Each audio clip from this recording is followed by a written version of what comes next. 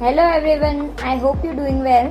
આજે હું તમારી સાથે શેર કરું છું સુરતનું એક અત્યારે બહુ જ તે વાયરલ થયેલું ફૂડ છે, એટલે કે સ્ટ્રીટ ફૂડ છે, જેનું નામ છે ચીઝ ભાજી પાવ.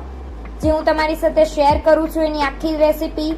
આ રેસીપી છે, તમે ચોક્કસથી એકવાર ટ્રાય કરજો. ટ્રસ્ટ મી, બહુ જ તે જોરદાર એવી બને છે અને સ્વાદ એનો છે એક્સ્ટ્રીમ લેવલનો હોય છે.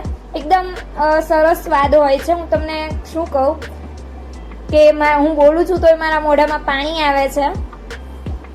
તો આપણે જે રીતે ભાજી પાઉં બનાવીએ છીએ એ જ રીતની સેમ મેથડ છે, પણ થોડી ડિફરન્ટ છે. તો ચાલો જોઈએ અહીંયા કઈ રીતે હું બનાવું છું એની આખી રેસીપી હું તમને અહીંયા કહું છું. અડધું નંગ જેટલું છે આપણે કેપ્સિકમ લેવાનું છે અને તેના છે આપણે ઝીણા ઝીણા ટુકડા કરી લઈશું.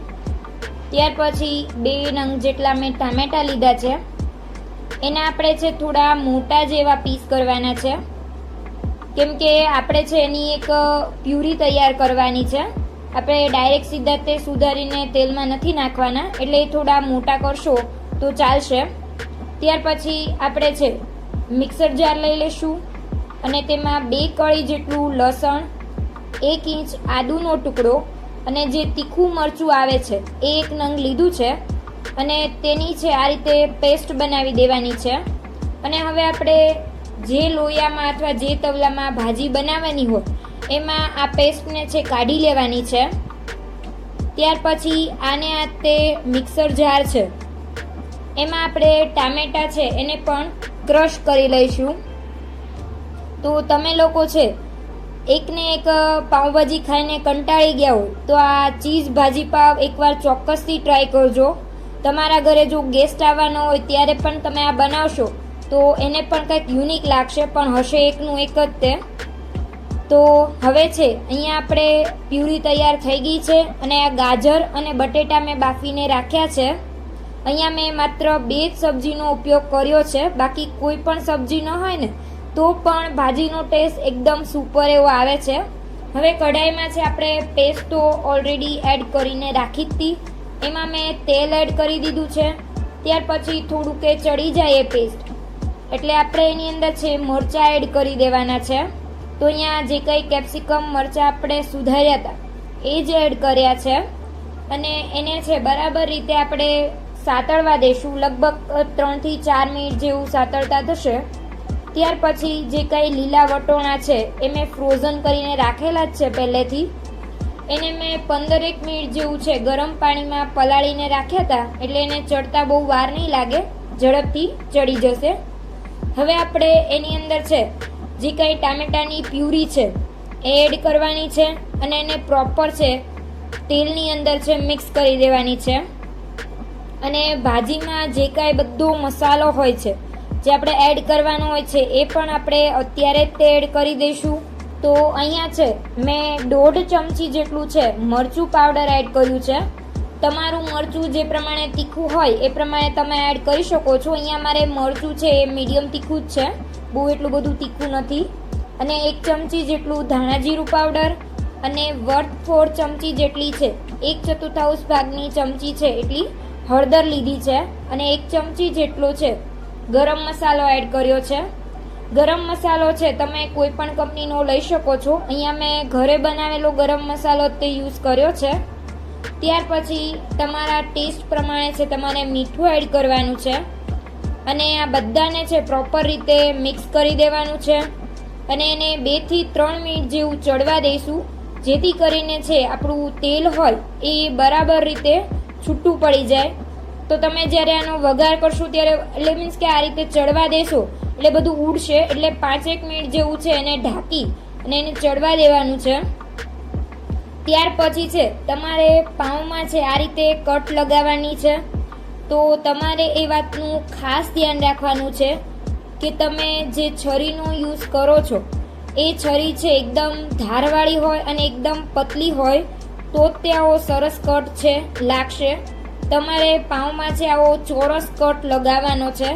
પાછળથી આપણે એમાં છે ભાજી એડ કરવાની છે, એટલે પ્રોપર આવો કટ છે તમારે લગાવવાનો છે.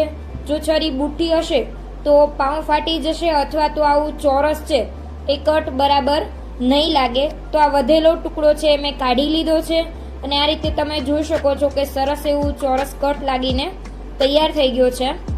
હવે આપણે એ ભાજી છે એ પણ થોડી ચડી ગઈ છે, એટલે કે એમાં તેલ છૂટું પડી ગયું છે. ટામેટા અને મરચાં નાખ્યા હતા એમાં હવે આપણે આમાં છે ગાજર અને બટેટા જે બાફીને રાખ્યા હતા એની પેસ્ટ ઉમેરવાની છે. અહીંયા મેં પાઉંભાજી મેશરનો યુઝ નથી કર્યો, બ્લેન્ડરથી જ તેને બ્લેન્ડ કરી દીધી છે. તમે આ રીતે છે બ્લેન્ડર ફેરવીને એકવાર ભાજી તૈયાર કરજો, એકદમ મસ્ત એવી બનીને તૈયાર થશે. બ્લેન્ડરની મદદથી જો તમે ભાજી મેશ કરો છો તો એકદમ સ્મૂથ ભાજી છે બનીને રેડી થાય છે. પણ આપણે એને તેલ છૂટું પડે ત્યાં સુધી ચડવા દેવાની છે, એટલે કે લગભગ 3 થી 4 મિનિટ જેવું છે આપણે એને ચડવા દેશું. આપણે આને ઢાંકીને જ ચડવા દેવાની છે, કેમ કે આની અંદર છે પછી પાણી ઉપર ઉડવા લાગે છે, એટલે ઢાંકીને 2 થી 3 મિનિટ જેવું આપણે એને ચડવા દઈએ છીએ. ભાજી ચડે છે ત્યાં સુધી આપણે કોથમરી સુધારી લઈએ. હવે તમે જોઈ શકો છો કે બહુ બધા બબલ્સ છે ભાજીમાં આવી ગયા છે અને આપણી ભાજીનું જે કાંઈ તેલ હતું એ પણ છૂટું પડી ગયું છે. ચમચામાં જુઓ, તમે જોઈ શકો છો સાઈડમાં આ રીતે તેલ દેખાય છે, એનો મતલબ કે ભાજી છે એ આપણી પ્રોપર રેડી થઈ ગઈ છે બનીને. હવે આપણે કોથમરી થોડી એડ કરી અને એને ગાર્નિશ કરી લઈશું અને 1-2 મિનિટ જેવું છે ભાજીને ઠંડી થવા દેશું. ત્યાર પછી આપણે જે પાઉંમાં કટ લગાવ્યું હતું તેમાં છે આપણે ભાજીને છે સ્ટફ કરી લેવાની છે. આ રીતે તમે જોઈ શકો છો. તો તમારા ઘરે જો કોઈ ગેસ્ટ આવવાના હોય તો તમે પહેલેથી જ તે છે પાઉંને આ રીતે સ્ટફ કરીને રાખો અને ત્યાર પછી એને શેકીને દેવાના જ તે રહે છે. તો ઝડપથી કોઈ ગેસ્ટ આવે ત્યારે આ રેસીપી બની જાય છે. તો એકવાર ચોક્કસથી ટ્રાય કરજો. હવે આપણે અહીંયા ઢોસાની જે કાંઈ લોઢી આવે છે એ જ લઈ લીધી છે અને તેના ઉપર છે થોડું બટર લગાવી અને ગ્રીસ કરી દીધી છે. હવે આપણે જે કાંઈ ભાજી સ્ટફ કરેલા પાઉં છે એ મૂકી દેવાના છે અને પછી જે અમૂલની ચીઝની જે કાંઈ સ્લાઇસ આવે છે એ આપણે આની ઉપર મૂકવાની છે.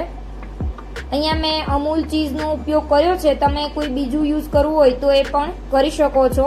તમે ચીઝની સ્લાઇસ કાઢો ત્યારે એ વાતનું ખાસ ધ્યાન રાખજો કે આ રેપર છે બિલકુલ કેરફુલી ખોલજો, નહીંતર સ્લાઇસ છે એવું થાય છે થોડી બ્રેક થઈ જાય છે. હવે છે એના ઉપર થોડું મરચું પાવડર અને થોડું એવો છે પાઉંભાજીનો ગરમ મસાલો છે એ સ્પ્રિંકલ કરવાનો છે અને થોડીક એવી કોથમરી છે એને પણ આપણે ગાર્નિશ કરી દઈશું. ત્યાર પછી તમારી પાસે જો કોઈ મોટું વાસણ હોય તો એ તમારે આની ઉપર ઊંડું ઢાંકી દેવાનું છે અને પાઉં છે તમારા આમ સાવ ફ્લેટ ન થઈ જાય એનું ખાસ ધ્યાન રાખવાનું છે. થોડું ઊંચું એવું વાસણ લેજો. અહીંયા મારી પાસે ડબ્બો હતો તો મેં ડબ્બો છે એની ઉપર ઊંધો વાળી દીધો હતો અને આપણે છે 5-1 મિનિટ જેવું છે ધીમા ગેસે આને ચડવા દઈશું. જ્યાં સુધી થોડુંક ચીઝ મેલ્ટ થઈ જાય ત્યાં સુધી ચડવા દેવાના છે. તો હવે છે આપણા જે કંઈ ચીઝ ભાજી પાઉં છે એકદમ રેડી છે. તમે જોઈ શકો છો, જોતા જ ત્યાં મોઢામાં પાણી આવી જાય એવું છે. તો એકદમ આ યુનિક રેસીપી છે. આ વર્ઝન પાઉંભાજીનું જ છે પણ ચીઝ ભાજી પાવ એવું એને નામ આપ્યું છે અને સ્ટ્રીટ ફૂડમાં છે આ ફૂડ ધૂમ મચાવી રહ્યું છે. અત્યારે બહુ જ એવું વાયરલ થયું છે. તો તમે ચોક્કસથી તમારા ગેસ્ટને આ બનાવીને ખવડાવજો, તમારા બાળકોને આ ખવડાવજો. એકદમ ટેસ્ટી એવું બનીને રેડી થાય છે.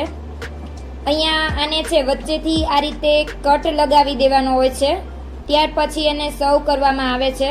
જો તમે એમનામ ખાવું હોય તમારે આખું, તો આખું પણ બર્ગરની જેમ ખાઈ શકો છો અથવા તો આ રીતે એના 2 પીસ કરી અને ત્યાર પછી પણ તમે ખાઈ શકો છો. તમે એકવાર આ રેસીપી બનાવશો એટલે તમારા ઘરના બધા જ લોકો છે વારંવાર આ જ રેસીપી તમને બનાવવાનું કહેશે. તો ચોક્કસથી આ રેસીપી ટ્રાય કરજો અને મને કમેન્ટમાં જણાવજો કે તમારી આ રેસીપી કેવી બની. જો વિડીયો તમને સારો લાગ્યો હોય તો લાઈક કરજો, શેર કરજો અને સબસ્ક્રાઈબ કરવાનું ના ભૂલતા.